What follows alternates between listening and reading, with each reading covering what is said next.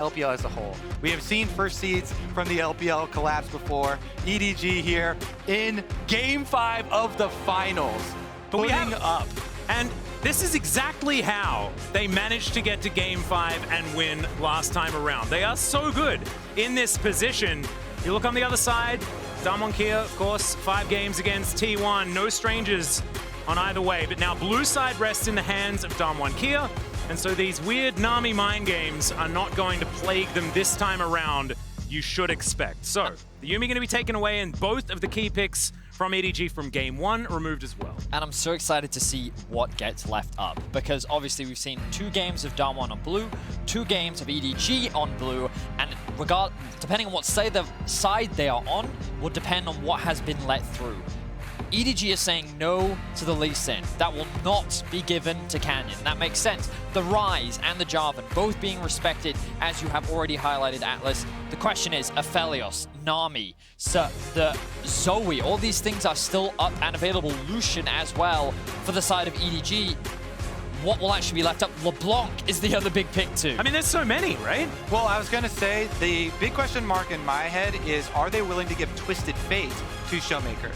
Because this has been one of the most influential champions of the entire tournament, has been one of the highest pick ban percentages because of the amount of pressure that you can put out with it, and they don't want to do it. Unlike Damwon willing to get over to EDG, they do not afford them the same here. Showmaker and Damwon would just be too good at leveraging it. The thing that's really scary about this draft right now, if you're a Damwon fan, is the fact that you are giving Aphelios to Viper for the first time this series. And that could be locked in here. Doesn't have to be, because they're also giving a potential Lucian, but there is no Nami there. They could play it alongside the Lulu once again, though, if they'd like to. I think the biggest thing, though, is Damwon have realized, you know what? Flandre on Graves is too good.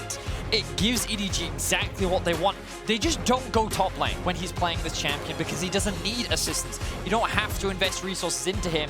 You can just leave him do his own thing. And now Khan on the Graves was able to do a similar thing. They realize that this series is not about top lane, so give the top laners something that they can just be independent on and not fall behind with. And EDG want to secure their bottom lane first with the Aphelios combination with Rakan, and leave up the question of, for Flandre, he has already played 3 of the best options into Graves, which are the Kennen, the Gwen, and the Jax. 2 AP threats to work around his passive, basically. Jace as well. And the all-in.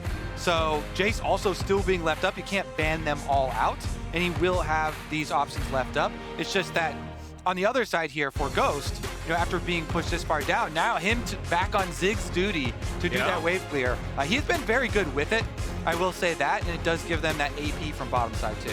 Yeah, it's the Ziggs decision over that of the Jhin Leona that they could have played one more time if they would have liked to. It still will be the Leona, but the Ziggs for some extra support for, you know, the safety on that bottom side. Lots of extra wave clear that we saw, but the Ziggs wasn't successful in Game 1. We'll see whether it's going to work out here in Game 5.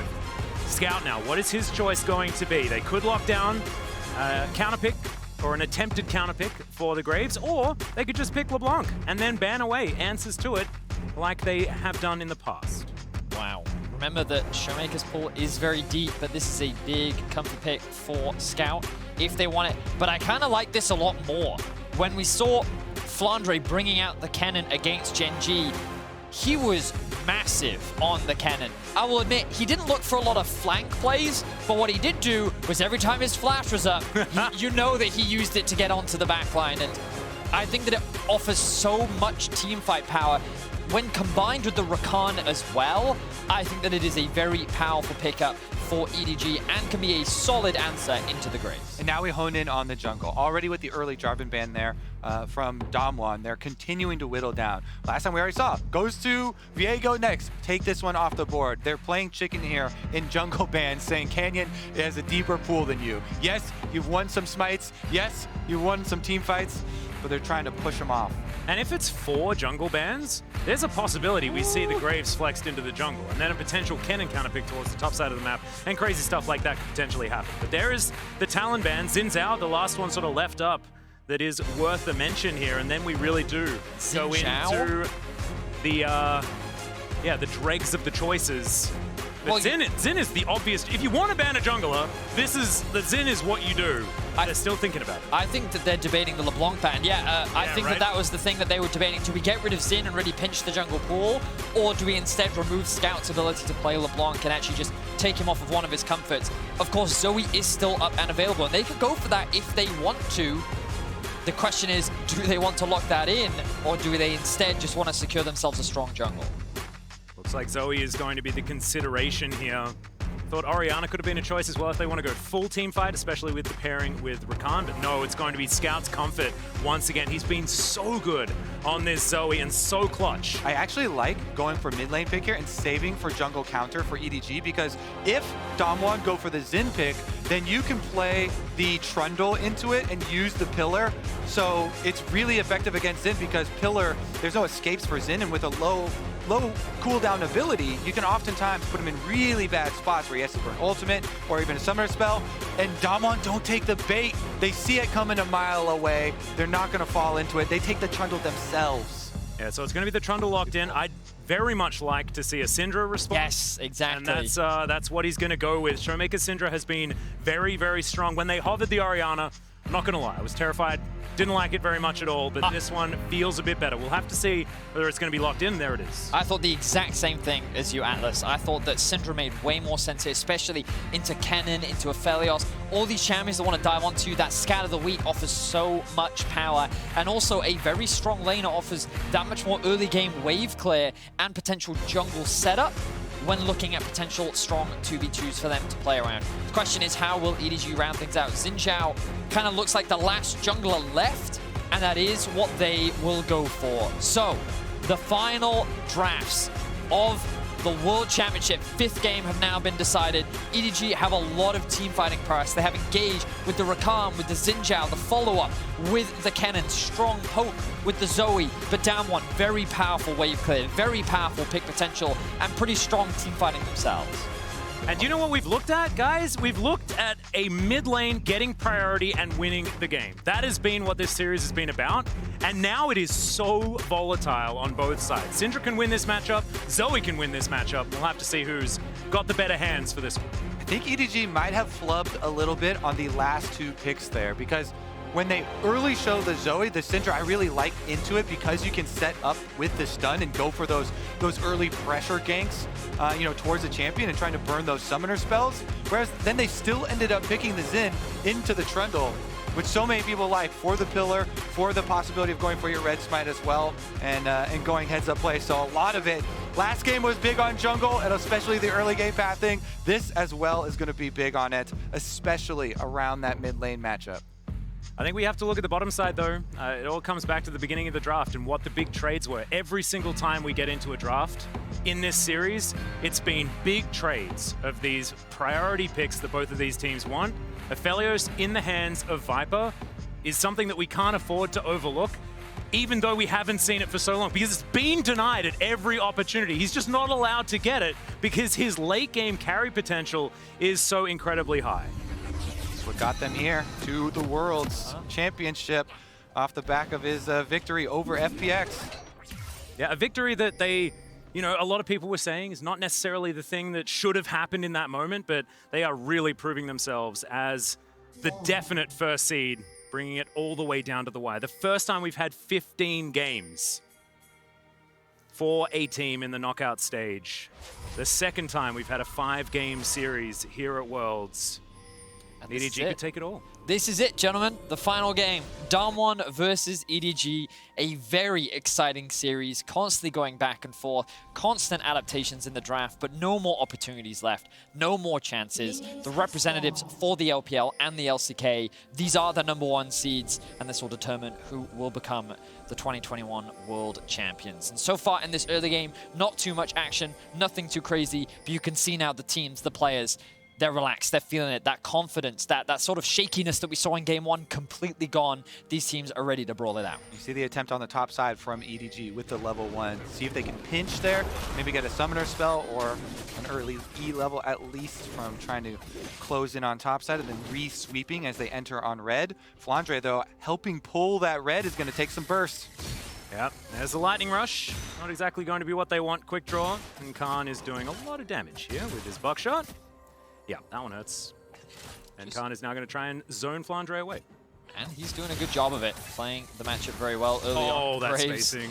Graves is just so effective, trying to deny Flandre as much experience as he can as well. Looks like he wasn't able to deny him as much as he would have liked, but still pretty effective. Meanwhile, the same thing's going to happen on the bot side of the map. Viper on this champion knows how to leverage the level 1 of Aphelios and is looking to bully this Ziggs, who doesn't have that very strong wave clear until that lost chapter gets complete. Yeah, Ziggs will get pushed in, but they also know already JJ has made his way over after the early red Raptors, traversing over the ward. They've got the timer on him. They know that he's also, possibly setting up for a bottom side Scuttle Crab. Meanwhile, as you can see, Canyon looking to play off the big wave that is building here from Khan and his early chunk onto Flandre from the red pull.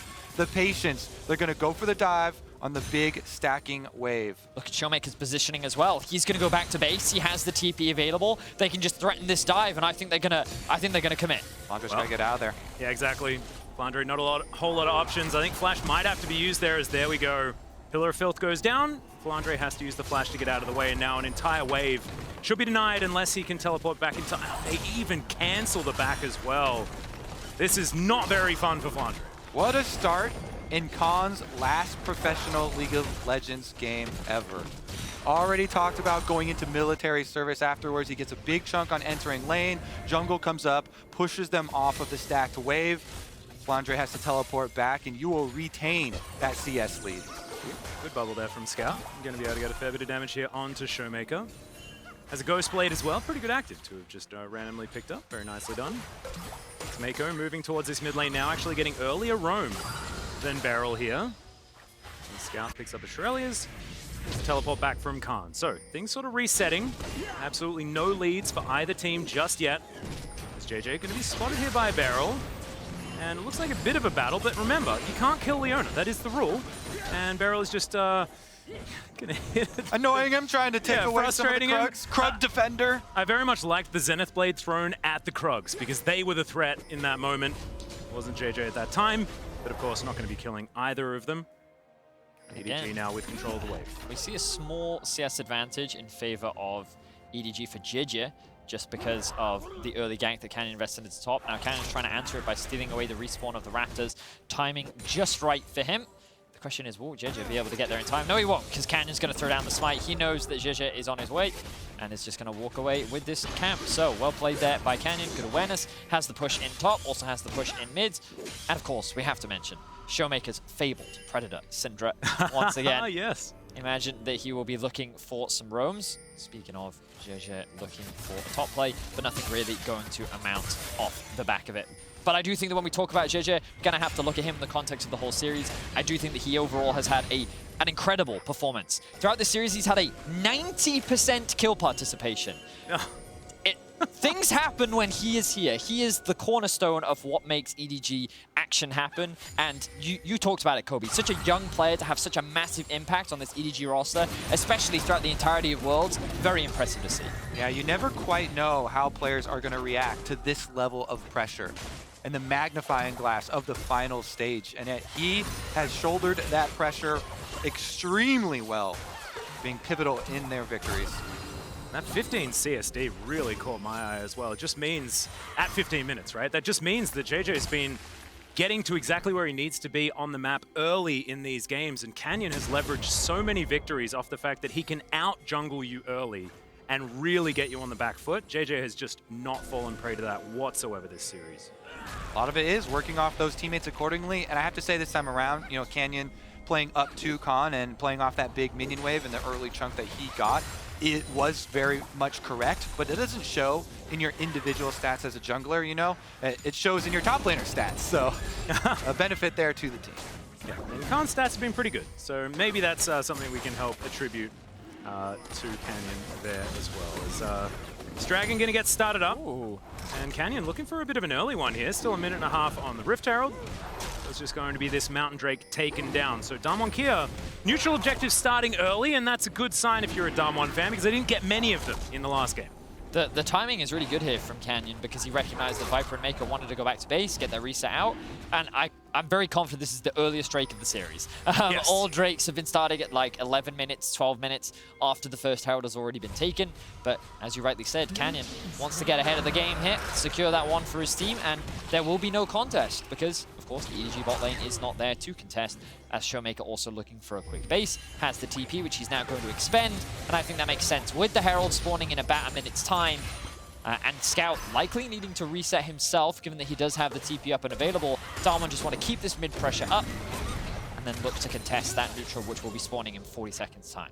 And you can keep your eyes on Viper because as a Felios, you're going to want to keep that white gun for the Herald that is coming, so use up a lot of green bullets when going for your minions here and going for some harassment. We'll see if he can actually finagle the perfect combination and keep it there around for the Herald. Yeah, you see, use all the green gun bullets here. Hold on to that precious white, Atlas. Yeah, can we get to the red and the white? Severin. Quite powerful. You take a grab at him though, to be honest. Just don't think the others are necessarily what you're looking for. Showmaker here over to the side. Some control vision for JJ. You know exactly what EDG want. 5 seconds until Shelly does spawn. There she is. Hello. Canyon looking for some puppies. We'll be able to take that down as well as they move up towards the Herald pit. It's important to take note of level 6s here because Canyon is still level 5. TP from Ghost is going to come in to the mid lane. There's level 6 Scout going to do the same thing. So Canyon rightly hitting that level 6. This is going to be a big brawl. Flandre level 7, ultimates are available, support's still level 5, but the battle's about to kick off. Yep, there's the Pillar of Filth, but Flandre gets himself over to the side, so they won't have the pillar cooldown for the next little while. Beryl now just trying to navigate this area, the bubble. Not actually going to get too much joy as JJ taking some damage. Beryl dives on in. Now is very deep as they all try and collapse onto the Leona. Can we burst down the Herald though, Darmon, is the question. And the answer is absolutely not. As EDG, they get their pick. They look to try and secure it as Canyon walks in, smites it away.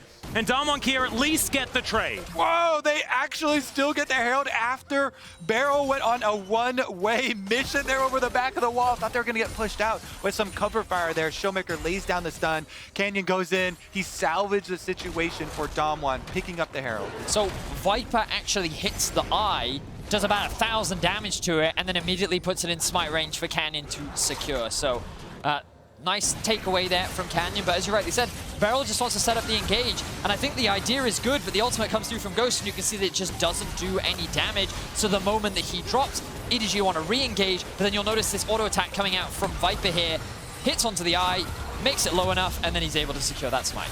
Yeah, you can tell JJ could be a little frustrated with that one because he played the opening so well. It was off his instant reaction with his Xin ultimate. Oh, there's the flash forward. Khan is dead.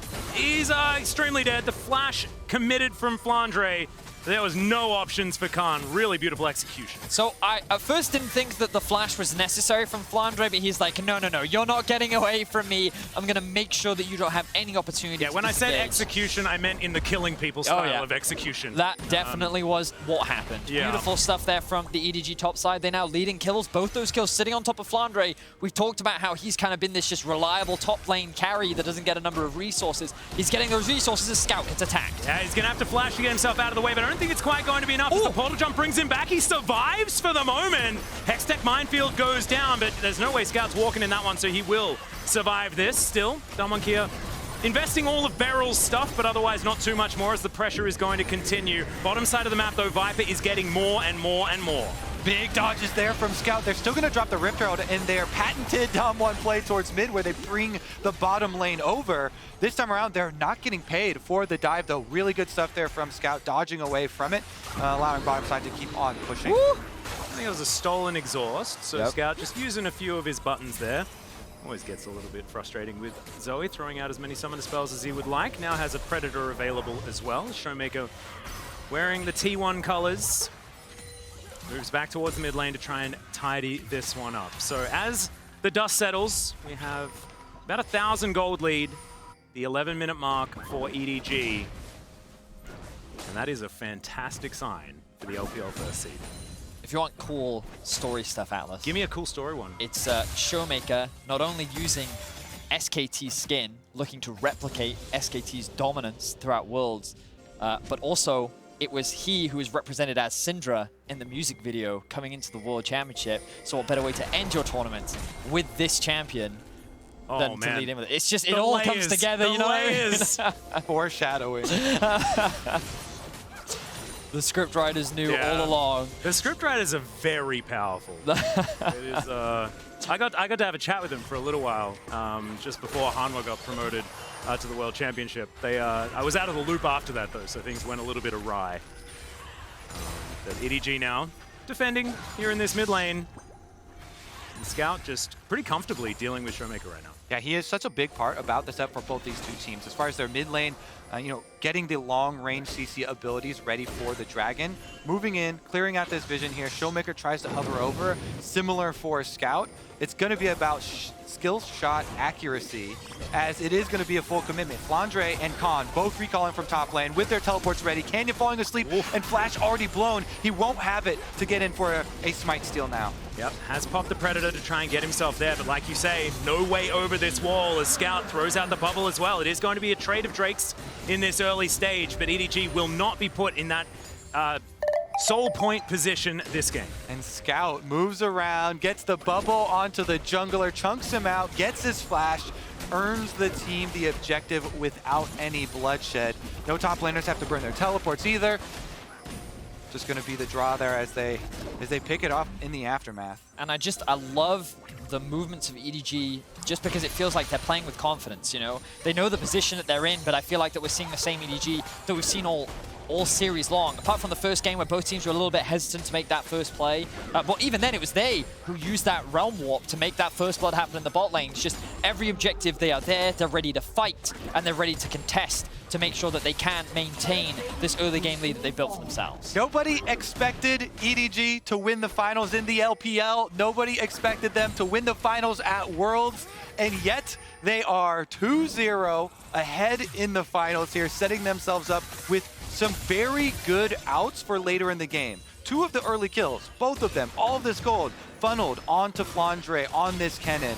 And with him reaching very close to level 11 and having his jungler here. This is a problem. He's decided to commit, but he throws away the ultimate, and JJ's easily able to tidy it up. What a juke. Flandre reels him in, and JJ cleans him up. Bottom side, Damwon know they have to make an opposite side of the map play here. Their top laner's already gone down. They know they're going to lose on top side, but trying to push them out off of bottom and make it a trade. Yep, they're going all in on this one as well as Mako decides to go forward. There's a Mega Inferno Bomb. This Viper not taking too much damage from it though, as Damwon here, hard commit. They do take the turret. Satchel Charge going to help out, and Showmaker turns up. It wasn't necessarily needed for that one. In EDG, they trade on the top side after the kill onto Khan. He has teleport. In fact, there are 3 teleports up here for Damwon Kia. Not too many options as far as plays around the map. Scout gets that wave towards the turret.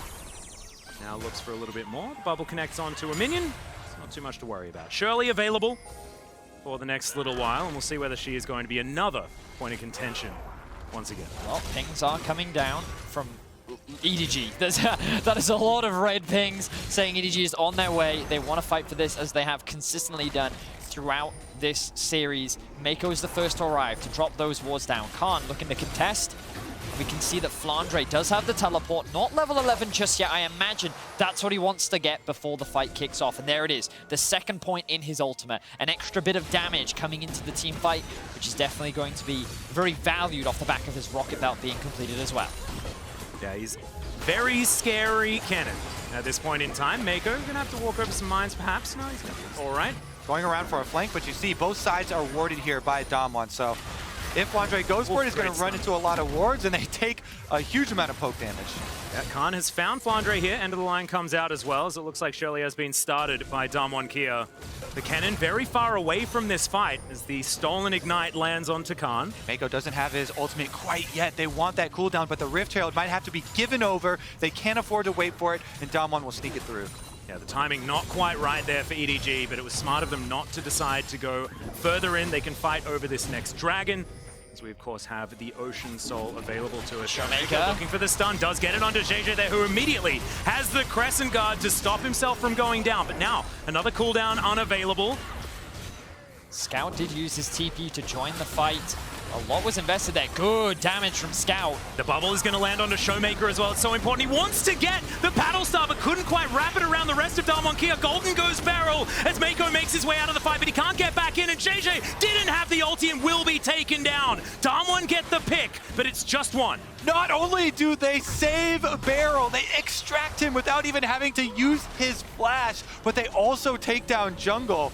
What a team fight there from Damwon, salvaging this situation over and over. It's been some all-in kind of risky engages from Barrel on this Xin Zhao and has been turned around from him in the previous iterations, but this time around, they secure it onto JJ, they get that gold, and they keep this one within striking distance. Honestly, I just think that it was a bit of an overcommitment from EDG because they'd already used JJ's ultimate in an earlier trade, but the moment the sleep lands from Scout, they see it. They see the play happening. JJ tries to land the W, doesn't quite connect due to a good flash from Showmaker, and then this pillar, look, everything gets interrupted from Mako. JJ has nowhere to run to. He ends up falling, and the follow-up just doesn't come through because Flandre is not in position soon enough. So EDG overcommit just a bit, and Damwon is very quick to punish. Nerves of steel. How many times have stopwatches been the reason for overcommitting?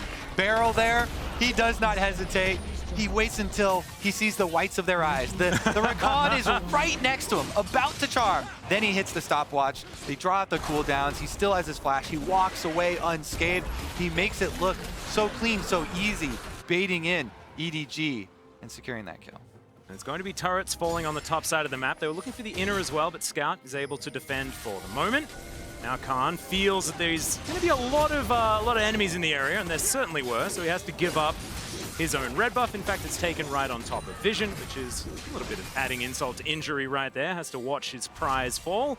Now we'll be able to clear out the minions. Attacking his inner turret. Showmaker moving back to this mid lane now, and as the dust settles, it is very easy. 500 gold is in it here as we tick over towards 19 minutes into this game. And I have to say that while we don't have a crowd in Iceland, I know that there are crowds around the world watching. Like, we saw on Twitter all the videos from all the LPL fans, like filling up arenas and stuff, showing their support for EDG. You can only imagine that the same thing is happening over in Korea. The support and fandom for both of these organizations and these teams is absolutely massive. And you know that they both want to represent their region well. So much pressure on this game. It is incredible here. And I love that it is the clash of #1 LPL versus #1 LCK to see who will write the history books. Is this actually the year, the resurgence of the LCK? You know, so much was made of the downfall in 2018 and those 2 years where LPL were champions, but Damwon trying to rewrite it now. If they would win here, back-to-back championships, start to create their own dynasty, whereas the rebuttal from EDG finally breaking their curse this year and just putting LPL right back on top. And if EDG win, it's another LPL team that wins a World Championship title. Invictus Gaming, FPX, Suning making to the finals last year and falling short to Damwon, but to have a completely different team win in the span of 4 years, that just goes to show the breadth of talent that does exist in the LPL and why they are considered so powerful as a region. Yeah, just incredible stuff here for both of these teams. The stakes could not be higher, and no one remembers second place in a tournament like this. No matter who wins this, if Damwon wins, oh, the LCK looked fantastic that year. If EDG wins, LPL had it all along. And that's just the reality of the situation. There can only be one winner at the World Championship, and EDG could completely rewrite the script by taking this one game. This one game at the end of it all, after the longest possible road they could have taken to get here, as Mako taking a fair bit of damage. The Mega Inferno Bomb actually thrown out a little bit hastily there from Ghost. Yeah, you can tell. The pressure really is having an effect. Immediate follow-up there. It's a decently low cooldown ultimate, but exchanged for nothing there, so nice little adventure for Mako, trying to get some vision for the team, trying to push away across halfway point. And it is fitting that our game number 5 is this close. Yeah, I can only imagine what the players are feeling right now, because the tension, the single mistake, that one play that can define the entire series. Everyone wants to be the hero, but no one wants to be the failure that falls short in the final moment. The next Drake spawns in 1 minute and 45 seconds. Damwon currently have control over the bot side of the map. Khan is taking a bit of chip damage, but nothing really going to amount. I imagine this next Dragon is where we're going to see the big exchange between the two teams. Yeah, I will say one thing, especially for Damwon, is watch your back. Mako keeps going on these adventures into the red quadrant of their jungle, trying to set up the vision so that they can have these flanks. They can have Flandre coming from one side, Mako coming from the other, and making the back line squirm. If they can get this setup for the fighting. Hello. Yeah, some ships in the night right That's there. some honorable support play right there. It's like, you go here, I go Just here. tipping their hats to one another. We've got vision score to go after. Yeah. How do you do, sir?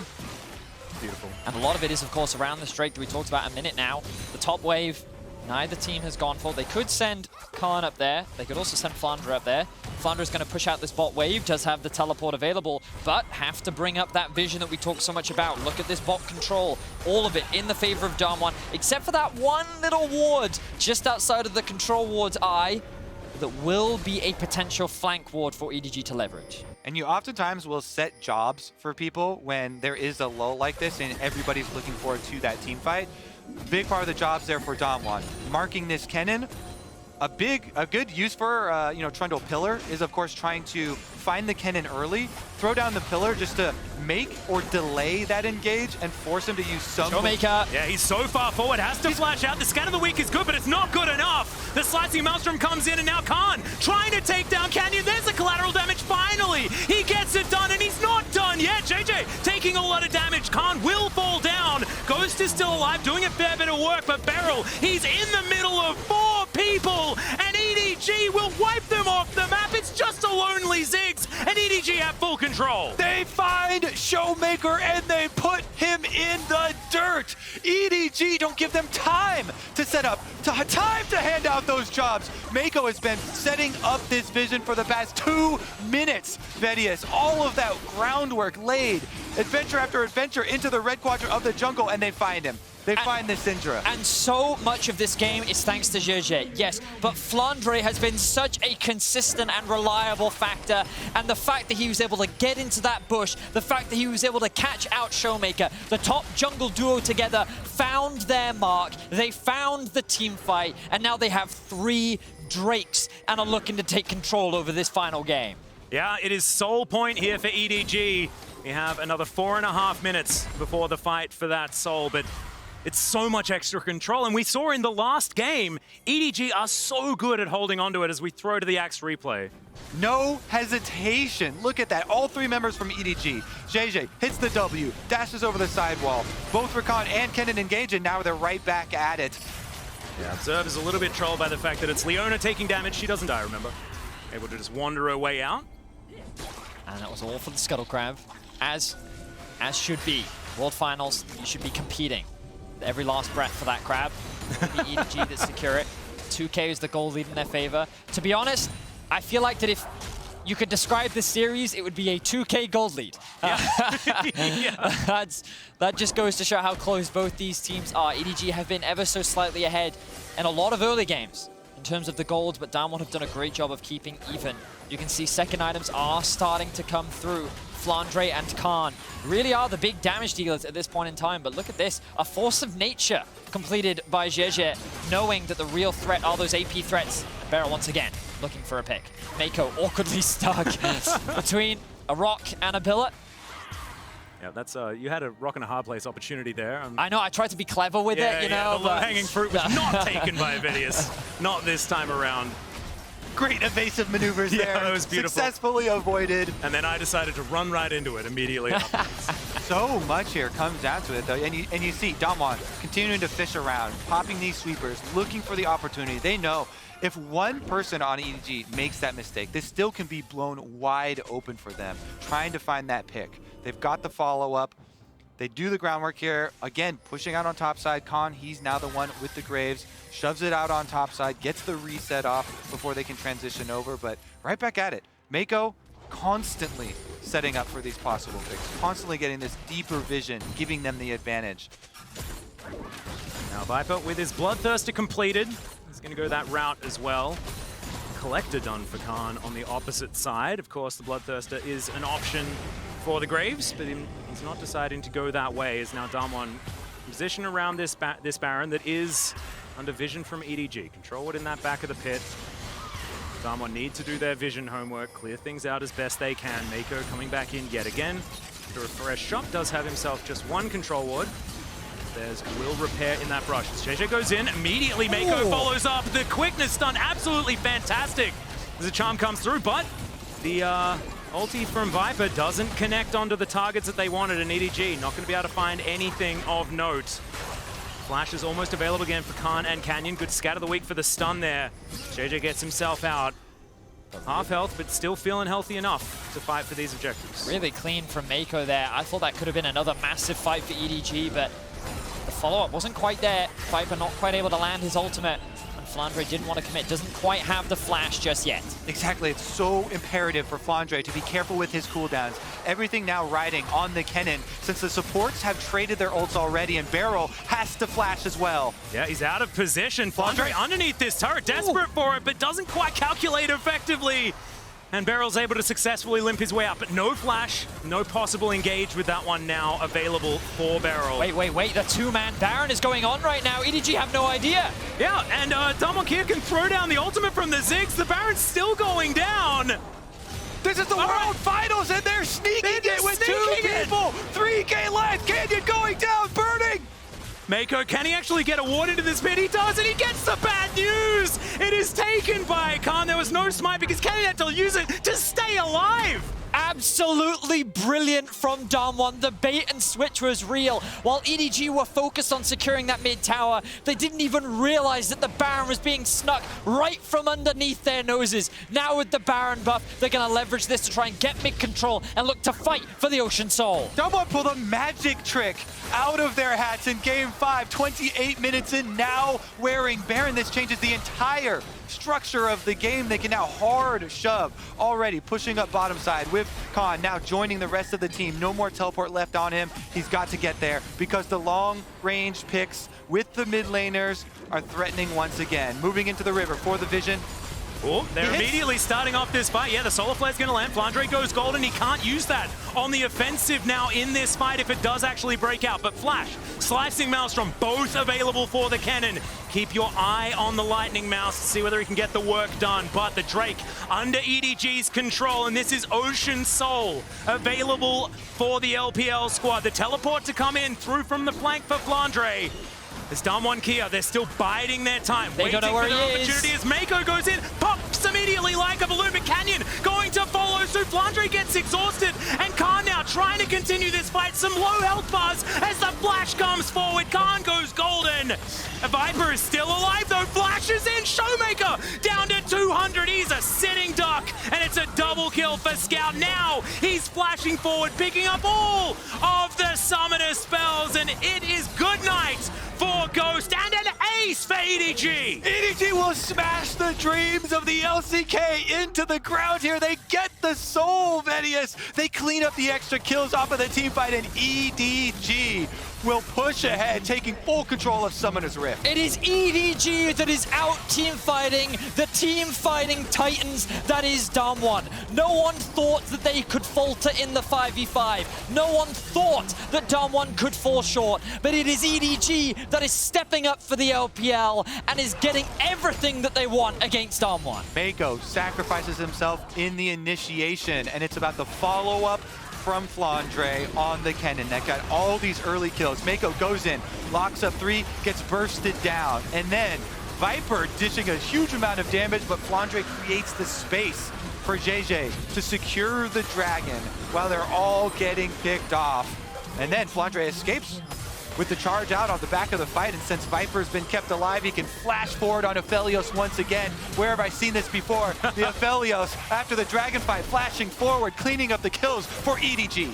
And also, I love that he knew that he could flash in because all of the buttons had been used from Damwon in that engage. So he just knows, I can just take this. It was definitely more clear in this game than in the FBX game. yeah, I could definitely fight for it. That one was a nail biter.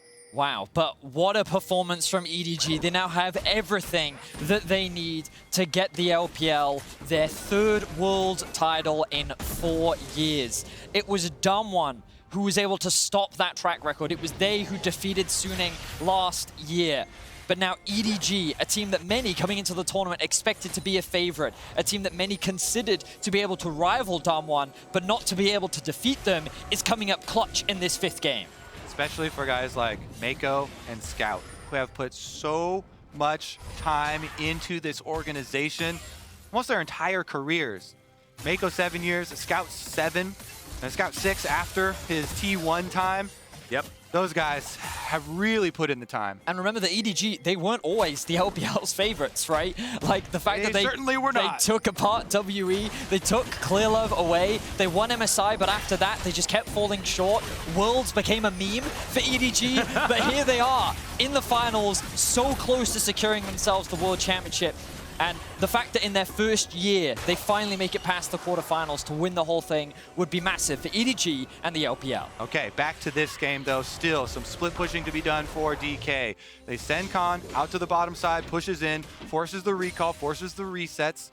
They're gonna try and salvage this situation. It is an Ocean Soul, so you can cut the effectiveness by getting your Grievous Wounds. A bit easier than some of the other souls to deal with. Yeah, but still going to be very difficult for Damwon to figure out, as we do have 1 minute and 15 seconds before the Baron does come back up. And of course, remember, it was double duty winning that fight, taking the soul, because it also wiped an entire Baron off the map. There was no way for that power play to actually work out in Damwon's favor. The amount of value that EDG picked up there now get themselves towards a 4,000 gold lead. More importantly, with that Dragon Soul available. 2 minutes on the Elder. Just 1 for the Baron. Damwon Kia not out of it just yet, but EDG getting very, very close to securing this game. And all of their control on the map is only emphasized by Scout's Zoe that has been just so good this series. Look at how dark it is. Certainly has been. And they are denying as much vision as possible. EDG playing through 2 lanes right now. They don't care about the bot wave. They want to keep Scout with the rest of his team. They want to make sure that he can continuously poke. And look, you can see this kind of 1-3-1 throughout the top jungle where Scout is just wave clearing. And then Jeje, Viper, and Mako are kind of like rotating between top and mid, making sure that this vision stays cleared out. And the moment Damwon tried to enter, this is where they're at most danger. Beautiful vision toggle by the observers. Really conveys the sense of dread, the dread that Damwon are feeling, trying to walk in here, trying to look for an opportunity to get back into this game. They just hard shove out mid and try to find it there. Yeah, it could be a team fight possibility as Khan's moving forward. Yeah, maybe a little bit out of sync with his team, but that is a tired Beryl. That is not what you want. Scout taking a bit of damage back though, and Mako down to about 50%, but all he needs to do is get that team fight working, get it started in the right way, and he's still going to be doing his job. Mega Inferno Bomb doesn't do really too much, but EDG still slightly softened up, but now the value of this Ocean Soul comes in. They just wait a couple of ticks, and then they're back to fighting ready yet again. Generation is very valuable here for EDG. The Elder's actually going to be spawning very soon. I'm pretty sure that we're going to be seeing a fight over the Elder before the first Baron of the game. Yeah. Which is definitely a little bit of the wrong way around. But here we are, saying that EDG will start off the Baron. They will force Damwon to come to them. Look at the positioning of Mako. Yeah, Beryl's going to put a ward down, so he's going to be spotted out, but able to move out of the way of the Zenith Blade. Now Damwon Kia in position, but this teleport flank is fantastic from Flandre. The Moonlight Vigil not quite able to do enough there. As Khan's able to quick draw his way out, and Flandre's been spotted. EDG going to back off the Baron as Damwon Kia moving towards this Elder. It ticked down. It is spawned right now, and Damwon are like, well, you guys want to trade, we'll take this one. Oh, Showmaker. Oh, off to the side. Can he find it? No, Flandre able to get himself out as Mako now dives in. Canyon, the one that's going to be the target. Does he have the subjugate to keep himself alive? It does not work. And Scout locks down the jungle, and now no smite. And this Elder Drake is on the table. Damwon Kia, can they stop it? Are they going to give up an Elder? I don't think he can afford to do that. As they move themselves back around. Gravitum going to stun up Beryl, but he's able to get himself into the brush. The Elder, I don't think Damwon have an answer to this. 25 seconds on Canyon, but he has no teleport or anything. Is now Flandre looking for Showmaker, the counter flash to come through from the Syndra, but he's so far away from the potential fight. Khan trying to fight this one out as in they go. Mega Inferno Bomb comes down, but the flash comes out from Viper. He takes down Beryl. Now who is going to answer this AD carry? The shutdown onto Flandre some way towards the bottom side, but that's not what we're looking at. There is no smite on the side of Damwon Kia, but the dragon resets. Oh, the flash doesn't work out there for Khan, but he's still trying to get this one done. It does not work, and the dragon will be taken down. Oh my goodness, are you kidding me? Showmaker gets the 1v1 kill on the outside of the picture-in-picture. Khan trying to come up with heroics of his own. Vedius inside the pit. He's unable to stop them, to deny them from getting the Elder Dragon, but Damwon are going kicking and screaming down in this game. Khan is one game away from securing his first ever international competition. He was supposed to end his career with a win, and EDG is just taking absolutely everything from him. And it is Scout that is finding these picks, able to weave in the queue, lands the bubble to finish him off. And this is the 5v4 that EDG initially create. Then the dance begins. So beautiful there, just playing around the cooldowns. As soon as they saw the Syndra knockback used, immediate follow-up there. Mako went in, Scout finds the kill, and now retreating to the dragon. They've got the Ocean Soul. They're healing up, and Flandre just wants to go 1v1 Showmaker, forces the flash on the bottom of your screen. They're out of sight. We're after the Baron in real life, it looks like, as we're still going through the rest of this one, finding the rest of the kills. Khan and Ghost trying to do heroics, and we're back out to it. Canyon! No. Canyon's behind enemy lines, trying to look for his opportunity. That wasn't a bubble that connected, but Mako's going to be able to get it with the quickness. There's an angry dragon that's going to eat him, and it's Viper that sends him to the grave. And EDG, they've taken down yet another smite, and they should be able to take down this Baron as Damwon Kia looking to try and secure some funny business and try and get whatever they can on this map to answer, but they are just clutching at straws right now. Yeah, Damwon saying, you're going to have to pull this Game 5 out of my cold, dead hands. They're trying everything they can think of. Oh, sneaky play here from Canyon. Maybe he can hide in the brush without being seen, and surprise flash over the back of Baron. No way. EDG, they find him, they sniff him out. Oh, maybe they can pull off the split push. Well, Ghost is headed towards the afterlife. I didn't even see that he was there, and Scout just pops him. As now Showmaker looking to try and answer this. Zoe throws down the gameplay button, should have Scat of the Week available, and there it is. Not much he can do about that, and Scout, he tried to flash out of the way, but it didn't quite work. But the Baron, it's already gone, and EDG, they're going for a base race, and I think my money's on them. Yeah, Damwon have to go for that play to pick somebody off, but it means they're not going to stop in the push for EDG. Baron up, siege continues. Ghost has 20 seconds left. He has the ultimate available to him. Damwon need that wave clear. Elder Drake just wears off now, so Damwon Kia can try and answer. Solar Flare does not find any joy whatsoever. Beryl's going to get stunned up. Mako diving so far forward. Moonlight Vigil not going to connect. One last Nexus turret is available, and EDG are like, all right, we've taken ourselves an inhibitor. We're not going to bite off more than we can chew. We do get a moment of respite. So much power here on the side of EDG. And yet, Damwon, you see them pulling out the scraps, the low probability plays. Okay, yes, we have to give you the Baron, but we're going to try and push on this side. They shove up the mid lane wave. Oh, they go for the pick over on the other side of the map. And because they got Scout, they didn't get pushed all the way in. They were able to do just enough, Vedius, despite still being in such a big hole here, to salvage some of the situation. Scout, though, with the Elder Dragon. My name is Zoe. My God, he's so good. Yeah, that crazy bubble landing there to start it all off, and then landing the follow-up, too, with a body blocker there. That's just ludicrous. Regardless, we're still in this one.